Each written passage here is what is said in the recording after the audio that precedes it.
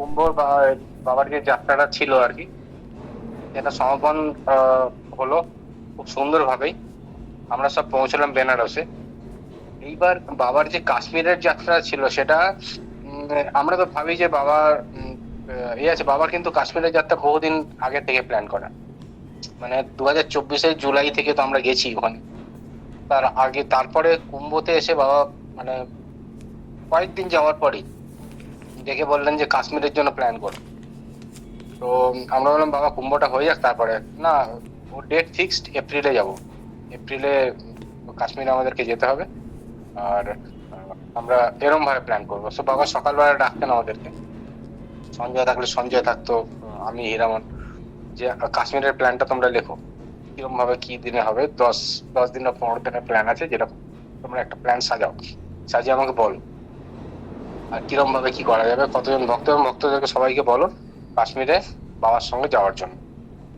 এই এ থেকেই এটা হচ্ছে কুম্ভ থেকে, মানে প্রথমের দিক থেকে জানুয়ারি থেকে শুরু হয়েছে। এবার কুম্ভর ওখানে অত কাজের চাপ, তারপর ওখানে নেটওয়ার্কিং এর প্রবলেম আছে, কি করে কি হবে। তো বাবার কাজ যখন, বাবা যখন ইচ্ছে হয় তখন তো ওটা গোবিন্দের ইচ্ছে, মানে তো কিছু না কিছু ভাবে হয়ে যায়। দেখলাম ওইখান থেকে বসেই সঞ্জয় সমস্ত ব্যবস্থা করলো আর কি। কোথায় থাকার ব্যবস্থা জিজ্ঞেস করলো, যে কোথায় থাকার ব্যবস্থা হবে। আমরা বললাম চেষ্টা মাতার মন্দিরে আমরা থাকার ব্যবস্থা করতে ভাবছি কাশ্মীরে। আর জম্মুতে আছে জেকে ট্যুরিজমের ওখানে থাকবো। তো ওইখান থেকে বসে সমস্ত ব্যবস্থা হয়ে গেল। আহ, কোথায় থাকা হবে, কতজন হবে, এবং নাম কালেকশনও চালু হয়ে গেল, কত করে টাকা দিতে হবে, কি ব্যাপার, সেগুলো সমস্ত বাবা বলে দিন।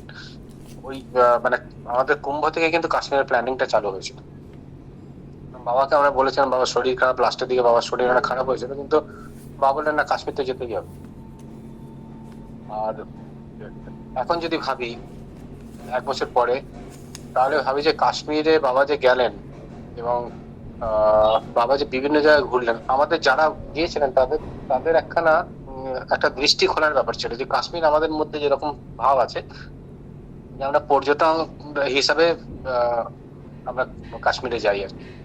তো কাশ্মীরের যে প্রাকৃতিক সৌন্দর্য, এসব জিনিসগুলো আমাদের সবার মধ্যে ওইটাই হয়ে আছে।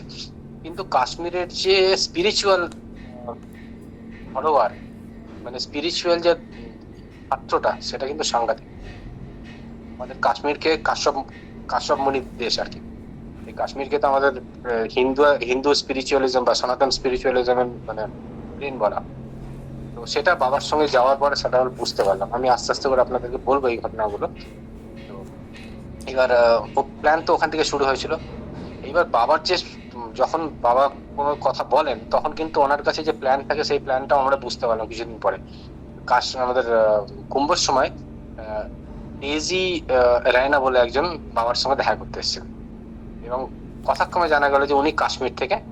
হুম, আর উনি হচ্ছেন পলিটিক্যালি খুব কানেক্টেড ওখানকার, মানে ইলেকশন টিলেকশন উনি জিতেছেন। আর উনি বাবাকে এসে বলেছিলেন যে কাশ্মীরে তুমি যখন আসবে তখন আমি তোমার ব্যবস্থা করবো। আর বাবা আমাকে ডেকে বললেন, নাও এনার নাম্বার নাও, এনার এনার সঙ্গে কথা বলবে, আর কাশ্মীরের ব্যবস্থা ইনি করবে। মানে বাবা ওইখান থেকে কিন্তু সমস্ত কুম্ভতে বসে সমস্ত কিছু প্ল্যান করে নিলেন, যে কোনখানে কতদিন থাকবেন, কোথায় কিরম ভাবে যাবেন, কি ব্যাপার, সমস্ত কিছু ওখানে প্ল্যান হয়ে গেল। এবং ওই কুম্ভ থেকে আমাদের রুম বুকিং থেকে শুরু করে সমস্ত কিছু হয়ে গেছে। আর যিনি রায়না রায়না দিদি, যিনি করবেন আর কি, আমাদেরকে ব্যবস্থা করবেন ওখানে, ওনারও ব্যবস্থা হয়ে গেছিল, নাম্বার টাম্বার সমস্ত কিছু হয়ে গেছে। মানে পুরো ব্যাপারটাই বাবা কিন্তু আমাদেরকে সাজিয়ে দিলেন যে তোমরা করো। হ্যাঁ, আমি তো বলেছি, আমার ইচ্ছে হয়েছে, কিন্তু এবার গোবিন্দ ইচ্ছে যেরকম ভাবে হয় আর কি। তো কাশ্মীরে ওখানে ইয়ে ব্যবস্থা হলো। এবার আমি আমার যে চেনা জানা ছিল, যারা কাশ্মীরে গিয়েছিল, তাদের সঙ্গে আমার কথা বললাম যে আমরা এরকম ভাবে করবো। তারপর ওখানে যে ট্যুরিজমের সঙ্গে সঞ্জয় কথা বলে একখানা ট্যুর প্ল্যান বানালো, যে ট্যুর প্ল্যান যে এরকম এরকম জায়গায় হবে, আর আমরা এই এই দিন এই এই জায়গায় থাকবো, এরকম ভাবে ট্রিপটা হবে। প্রথমে আমরা যাব জম্মুতে, জম্মু থেকে তারপরে যাব কাশ্মীরে, কাশ্মীরে বিভিন্ন জায়গা ঘুরবো। ঘোরার পরে ফেরত আসার সময় আমরা কোন জায়গা হয়ে আসবো। এবং আজকে আহ, যদি আমি বলি, আমাদের যে ফিক্সড প্ল্যান ছিল, প্রথম প্ল্যান ছিল, সেই প্ল্যানে 22 এপ্রিল আমাদের পেহেলগামে থাকার কথা ছিল। 22 এপ্রিল যেই দিন আমাদের মানে পেহেলগাম ঘটনাটা হয়েছিল, 22 এপ্রিল আমাদের কিন্তু পেহেলগামে থাকার কথা ছিল। আমাদের সেই দিন নাইট স্টে করার কথা ছিল পেহেলগাম। এবার আমি ধীরে ধীরে আসছি ঘটনাগুলোতে। তো আহ, তো এই প্ল্যান সমস্ত কিছু ফিক্স হলো এবং বাবা এবার নিশ্চিন্ত হলেন, যে খুশি হলেন যে এবার আমাদের প্ল্যান অনুযায়ী হচ্ছে, এবং সবাইকে এরপর ফোন করে বলতে থাকলেন কাশ্মীরে চলো, কাশ্মীরে চলো, কুম্ভ থেকে কাশ্মীরে চলো। বিভিন্ন জায়গায় ভক্তকে ফোন করার পরও কাশ্মীরে চলো। তো যাই হোক, আমাদের প্রচুর ভক্তের নাম এলো, এ হলো। আর আমরাও চিন্তাতে আছি যে আমরা কত রুম বুক করবো, কতজনের থাকবে, কিরকম থাকবে না থাকবে। কারণ দেখে তো এসছি 24 জুলাইয়ের 24, তো 1 বছর হয়ে গেছে। তো প্রায় 1 বছর হতে চললো। যাই হোক, রুম টুম সমস্ত বুক হয়ে গেছে, সমস্ত আমরা সেই ব্যাপারে নিশ্চিন্ত হয়ে বললাম ঠিক আছে, বাবা যখন আছেন কোনো চিন্তা নেই, আমরা তো ঠিক পৌঁছে যাবো এবং ভালোভাবেই ট্যুরটা হবে। এই কনফিডেন্সটা আমাদের সবসময় থাকে যে বাবা যখন থাকেন আমাদের আর কোনো চিন্তা নেই, উনি সমস্ত ব্যবস্থা করবেন। তো কাশ্মীরের এই যে ট্রিপটা ঠিক হয়ে যাওয়ার পরে আমাদের এই হলো এবার আমাদের সঙ্গে তখন কিরকম ভাবে ট্রিপটা ঠিক হবে। তো ঠিক হলে যে বেনারস থেকে বাবা প্রথম দিল্লি যাবেন। আচ্ছা, দিল্লিতে আমাদের যে ব্রহ্মকুমারীর যে আশ্রম আছে, ব্রহ্মকুমারীর আশ্রম, ওখান থেকে বাবার কাছে ইনভিটেশন এলো। আমরা আমাদের সঙ্গে তেমন মোটামুটি কন্ট্যাক্ট থাকে। ওনারা বললেন যে বাবা যখন দিল্লি হয়ে যাচ্ছেন, কাশ্মীরে যাচ্ছেন, তখন আমাদের এখানে যেন আশ্রমে 1 দিন 2 দিন থাকেন। যতজন ভক্ত থাকবে তাদের ব্যবস্থা আমরা করবো, সমস্ত ব্যবস্থা আমরা করবো, কিন্তু বাবা যেন আমাদের এখানে ওনার পদধূলি দেন। এবং ওরা ব্যবস্থা করলো। আমরা সেই বাবার ওইখানে গুরগাঁওতে গিয়ে বাবার ওখানে করলাম। বাবা থাকতে যাচ্ছেন স্টেশনের কাছে, কিন্তু ওনারা খুব জোরাজুরি করার ফলে আমরা ওখানে গেলাম, যেটা স্টেশন থেকে অনেকটা দূরই হয়। কিন্তু যাই হোক, ব্যবস্থা খুব ভালো ছিল। আর যখন বাবা কোনো জায়গায় টার্গেট করেন, ট্রিপ করেন, তখন কিন্তু ওনার ফোকাসটা থাকে মানে যে জায়গায় যাবো সেই জায়গায়। ওনার ফোকাসটা ছিল জম্মু, কাশ্মীর, বৈষ্ণব দেবী, রিটার্ন। তো ওই ফোকাসটা বাবা কিন্তু ওই করতে চান না, মানে ওই ফোকাসের অনুযায়ী কাজ হবে। বাকি যে জিনিসগুলো হলো সেগুলো হলো হলো, না হলো না হলো, কোনো ব্যাপার না। কিন্তু ওই যে কয়েকটা ট্রিপ ওনার যে আছে সেটা খুব ইম্পর্টেন্ট। তো যাই হোক, আমরা যেদিন যাওয়ার ছিল সেই দিন আমি আগেই পৌঁছলাম। বাবা বললেন যে তুমি চলে যাও আগে, আগে গিয়ে ব্রহ্মকুমারী আশ্রমে ব্যবস্থা করো। তার আগের দিন আমরা পৌঁছে গেলাম, পৌঁছে যাওয়ার পরে সে ব্যবস্থা করা হলো, সমস্ত রুম টুম দেখে নিয়ে সব রুম ঠিক করা হলো। বাবা তার পরের দিন এলেন আর কি। পরের দিন আসার পর বাবাকে নিয়ে আসা হলো ওখানে। মানে দেখে বাবা বললেন, বাবা এই জায়গাটা কিন্তু অনেক দূর হয়ে গেল স্টেশন থেকে, ভক্তদের অসুবিধা। বাবা হয়ে গেছে, আর কি করা যাবে। ঠিক আছে, আমরা ব্যবস্থা করবো, গাড়ি টাড়ির ব্যবস্থা করবো। তো যাই হোক, সমস্ত ব্যবস্থা হলো এবং সেই আশ্রমটা এত সুন্দর ছিল যে বাবা যে এসব গুলো লীলা করেন, বাবা ভক্তদের কথা করে লীলা করেন, কিন্তু ওই আশ্রমে যাওয়ার পরে, এই ব্রহ্মকুমারী আশ্রমে যাওয়ার পরে কিছু জিনিস বাবা বললেন যেগুলো এখনো মনের মধ্যে খটকা লাগে। মানে এখনো ভাবি যে বাবা কেন এইসব কথাগুলো বললেন। ওইখানে মেডিটেশন হল আছে, খুব মানে দারুণ সুন্দর জায়গা, ভেতরে সমস্ত কিছুর ব্যবস্থা আছে। ব্যাটারি অপারেটেড কার আছে, বাবাকে নিয়ে ব্যাটারি অপারেটেড কারে আমাদেরকে ঘোরালেন ভেতরে, সমস্ত ইয়েটাকে, আশ্রমটাকে ঘুরে দেখালেন। যেখানে বাবার যে একটা মেডিটেশন হল আছে, আর তার সঙ্গে বাবার একখানা মন্দির আছে, যেখানে ওরা পুজো মানে প্রণাম করতে যান বাবাকে। বাবা ওইখানে গিয়ে বললেন হঠাৎ করে যে এই জায়গাটা কিন্তু আমার অনেক পুরনো, আমার মনে হয় আমার গুরুদেব এখানে আছে। এই কথাটা যে বাবা কেন বললেন আমরা বুঝতে পারলাম না, এখনো পর্যন্ত আমি বুঝি না যে বাবা কোন কিভাবে কি প্রসঙ্গে কথাটা বললেন, হঠাৎ করে বললেন। আমার সঙ্গে ছিলাম, বুঝতে পারলাম যে বাবা এটা এরকম ভাবে বলছেন। তো বলছে আমার খুব দৃঢ় বিশ্বাস যে আমার গুরুদেব এখানে এসেছেন এবং এখানে খুব মানে বোঝা যাচ্ছে যে জায়গাটা খুব পাওয়ারফুল, কেউ একজন সন্ত সেখানে সাধনা করেছে। এবার কোন জন্মের কথা সেটা তো আমরা জানি না। বাবা খুব পছন্দ হলো ওই জায়গাটা। উনি ওখানে বসলেন, বসার পরে তারপর আবার ইয়ে করে এবার সেবার ব্যবস্থা যেখানে থাকে ইয়েতে, ব্রহ্মকুমারীদের সেবার ব্যবস্থা খুব সুন্দর, ভক্তরা খুব আনন্দ করেছিল। প্রচুর ময়ূর, ময়ূর সামনে এসে ঘুরে বেড়াচ্ছে, মানে একটা অদ্ভুত মানে মনে হচ্ছিল যেন নন্দনকাননে আছে। তারপরে এইবার কিন্তু ভেতরের যে এক্সাইটমেন্টটা আছে কাশ্মীরে যাওয়ার, সেই এক্সাইটমেন্টটা তো ইয়ে করা যাচ্ছে না। যাই হোক, আমরা এরপর জম্মুর যাত্রা শুরু হলো। জম্মুর যাত্রাতে আমরা জম্মুতে পৌঁছানোর পর জেকে ট্যুরিজমের হোটেলে আমাদের থাকার ব্যবস্থা ছিল, এবং সেখানে গিয়েও জেকে ট্যুরিজমের যে হোটেলটা আমরা বুক করে এসেছিলাম সেই হোটেলে দেখলাম ভক্তদেরকে মোটামুটি ব্যবস্থা সব হয়ে গেল। মানে খুব একটা ভালো না, খুব একটা ইয়ে না, হোটেলটা একটু ইয়ে ছিল। কিন্তু সবচেয়ে বড় ব্যাপার যেটা, যে বাবার জন্য যে সেবার ব্যবস্থাটা, মানে যে রান্নার এটা, সেই রান্নাঘরটা আমরা পেলাম। বড় রান্নাঘরের জায়গা ছিল। আর তার সঙ্গে ভক্তদের সেবা করার জন্য ওখানে একটা বেস ক্যান্টিন মতো পাওয়া গেল, যারা হচ্ছে ওখানে এসে সেবার ব্যবস্থা করে দেবে, ওখানে ব্যবস্থা করে। ফলে আমাদের ওই ব্যাপারটা নিশ্চিন্ত হয়ে গেল, যে বাবার সেবার ব্যবস্থাটা নিশ্চিন্ত, আর ভক্তদের সেবার ব্যবস্থাটা নিশ্চিন্ত, যেটা বাবার সবচেয়ে বড় ইয়ে থাকে। সবাইকে বারবার জিজ্ঞেস করেন সেবার ব্যবস্থা কি। তো আমাদেরকে বাইরে কোথাও যেতে হলো না, ওইখানেই আমাদের ব্রেকফাস্ট, মানে লাঞ্চ, ডিনার সবকিছু ওইখানেই ব্যবস্থা হয়েছে। এবং ভক্তরা মানে খুব আনন্দিত, খুব আনন্দিত ওই জায়গাটাতে বাবার সঙ্গে থাকা, কাশ্মীরে আসা। এবং জায়গাটা এত সুন্দর, বাস স্ট্যান্ডের ওপরে, সেখান থেকে বৈষ্ণব মাতার মন্দিরের যে রাস্তাটা সেটা দেখা যায়। চারিদিকে পাহাড় দিয়ে ঘেরা, অদ্ভুত সুন্দর জায়গা। তো আমরা জম্মুতে একদিন, সেই জন্য 2 দিন ছিলাম।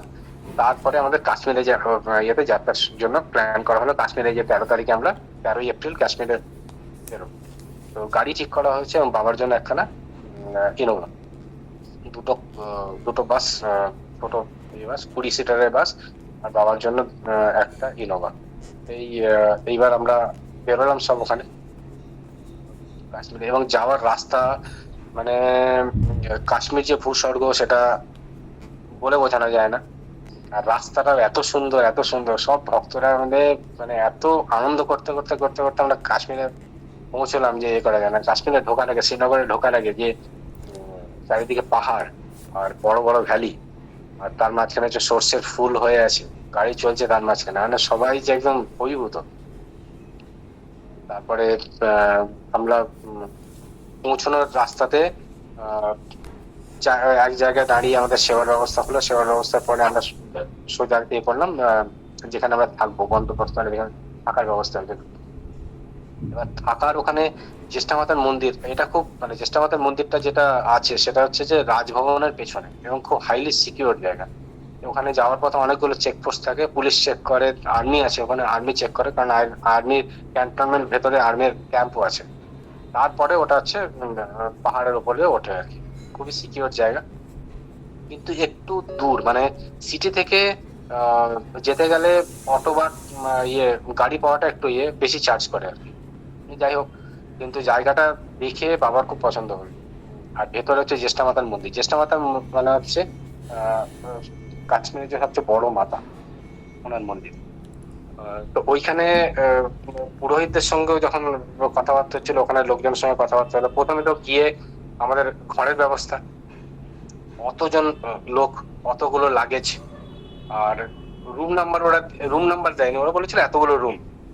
এইবার ওখানে রুম নাম্বার গিয়ে ম্যাচ করানো। যাই হোক, সেটাও হলো, সবার ব্যবস্থা হয়ে গেল, সবাই মোটামুটি আরামসে থাকতে পারলো।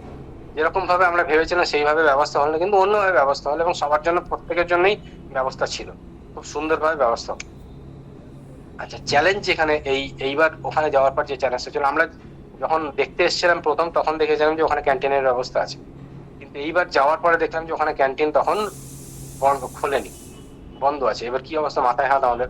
আচ্ছা, প্রত্যেকের ঘরে কিন্তু গ্যাস ট্যাসের ব্যবস্থা আছে, নিজেরা রান্না করতে পারবে এরকম ব্যবস্থা আছে, সমস্ত রান্নার সাজ সরঞ্জাম, মিক্সি থেকে শুরু করে সবকিছু আছে।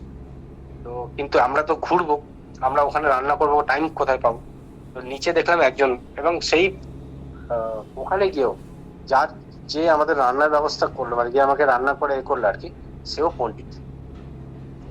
তো দেখলাম যে আমরা এক্স্যাক্টলি যে যে ভয়গুলো করছিলাম, সেই ভয়গুলো কিন্তু বাবা সব কাটিয়ে দিলেন। রান্নার ব্যবস্থা হয়ে গেলে, ওখানে সেবার ব্যবস্থা হয়ে গেলে, এবং খুব সুন্দর সেবার ব্যবস্থা হয়েছিল। আমরা ওইখানে সব জায়গায় ঘুরে আসতাম, আর ওখানে সেবা করতাম। তো মানে যতগুলো মানে অর্গানাইজিং পয়েন্ট অফ ভিউ থেকে যে যে চ্যালেঞ্জ গুলো ছিল, সব চ্যালেঞ্জ গুলো আস্তে আস্তে করে বাবা কিন্তু ইয়ে করে দেবে। আচ্ছা, এইবার আমি জ্যেষ্ঠা মাতার মন্দির সম্বন্ধে কিছু বলি, যেটা হচ্ছে যে এটা হচ্ছে কাশ্মীরের কিছু মানে শক্তি কেন্দ্র বলা যেতে পারে। এখানে কাশ্মীরি পন্ডিতরা সব আসেন আর কি, 10 দিন 15 দিন থাকেন ওখানেই, সেবা করেন, ওখানেই থাকেন, ওখান থেকেই ঘোরেন, এবং ওই মন্দিরে আসেনি। এরা মোটামুটি মানে বছরে বা 2 বছরে একবার করে আসেন। আর এই জ্যেষ্ঠা মাতার মন্দিরে যে মহত্ব, সেটা হচ্ছে যে যখন 1991-92-তে কাশ্মীরের যে প্রচন্ড অবস্থা খারাপ ছিল, টেরোরিজমের এত একখানা বড় ইয়ে ছিল, কিন্তু এই জ্যেষ্ঠামাতার মন্দিরে ওখানকার যে পুরোহিতরা তারা বললেন যে আমাদের এখানে কিন্তু কোনোদিন অ্যাটাক হয়নি, এবং যারা পুজো করতেন তারাও কিন্তু কোনোদিন তাদেরকে কোনো ব্যাপারে বাধা দেওয়া হয়নি। সেই পুরোহিত কিন্তু এখনো আছে। আচ্ছা, বলতেন যে ওই পাহাড়টা ক্রস করে, মানে ওর পরেই পাহাড় আছে, ওই পাহাড়টা ক্রস করে সব টেরোরিস্ট আসতো, ওরা এসে কিন্তু জ্যেষ্ঠামাতার মন্দিরে প্রণাম করে তখন বেঁচে যেত। মানে এটা ওদের, মানে ওখানকার লোকেদের কাছ থেকে আমাদের শোনা। ফলে এই যে মন্দিরের মাহাত্ম্য, এটা কিন্তু সবার কাছেই আছে। মানে সে একজন টেরোরিস্ট হোক, সে একজন নাগরিক হোক, তাদের প্রত্যেকের কাছে কিন্তু এটা আছে। এবং তারা বলতেন যে এই জায়গাটা থেকেই তো আমাদের সব যাতায়াত করতো, কাশ্মীর এই ভ্যালিটা ক্রস করেই ওরা আসতো, এই পাহাড়টা ক্রস করেই আবার ওরা ফেরত চলে যেত।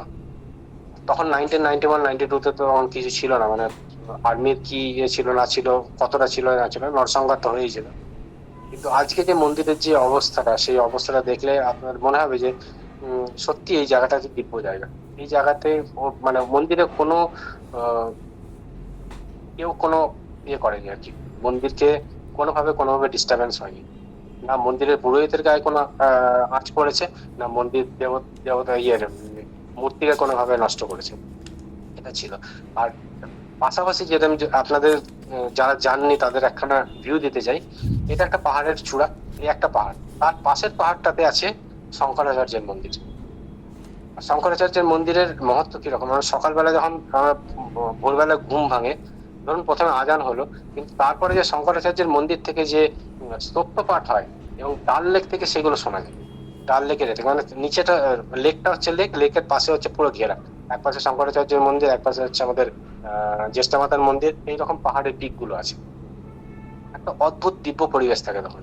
ভোরবেলা যখন উঠি, মানে 5:30-6টার সময়, তখন যে শঙ্করাচার্যের মন্দির থেকে যে স্তোত্রগুলো পাঠ হয়, সেগুলো কিন্তু সমস্ত ডাল লেক থেকে কাশ্মীরের ভ্যালিতে শোনা যায়। তো এইরকম একখানা পরিবেশ, আর সবাই ভক্তরা খুব খুশি, এবং ঠান্ডাও খুব। ফলে সেই হিটারের ব্যবস্থা করা, এর ব্যবস্থা করা করে বাবাকে সমস্ত ভাবে ঠিকঠাক করে প্রোটেকশন দিয়ে হিটারের ব্যবস্থা করে আমরা সেই দিনের মতো এ করলাম। এবং তার পরের দিন থেকে প্ল্যানিং কিরকম হবে সেটা হবে। এবং বাবা প্রত্যেকদিন সকালবেলা আমাদেরকে উঠে জিজ্ঞেস করতেন যে আমরা কোথায় যাবো আজকে, আমরা কত দূরে প্ল্যান করবো, সেই অনুযায়ী করতো। এবং ভোরবেলা রাত্রিবেলা জিজ্ঞেস করতেন, প্লাস ভোরবেলা সকালবেলা বা কনফার্ম করতেন। তো এটা ফার্স্ট দিন আমরা যে কাশ্মীরে গেলাম, সেই কাশ্মীরে যাওয়ার পরে ভক্তদের যে উত্তেজনা ছিল, সে ইয়ে ছিল, সমস্ত খুব ভালোভাবে হয়ে গেল। তারপরের দিন থেকে আমাদের যে ট্রিপটা শুরু হবে, এটা আমি আবার কালকে বলবো। আজকে এতটাই রাখলাম। প্রণাম, জয় গুরু।